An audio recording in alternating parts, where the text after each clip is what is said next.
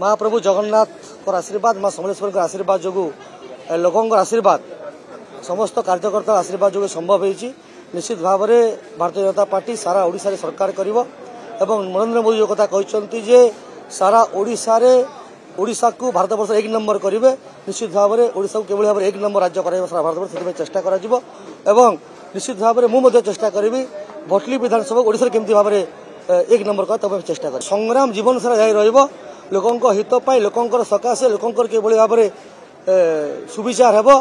दुर्नीति दुराचार को किभली भाव में हटाଯିव ताकू लेकिन आम संग्राम करूँ युव मोर्चा संग्राम करथिला एवं आज जो आम काम समस्ते करूँ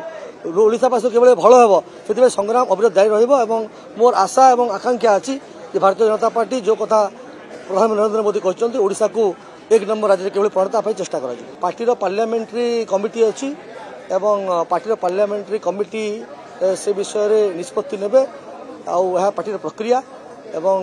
से कमिटी आसला जहाँ घोषणा हम से अनुसार से विषय स्थिर कर।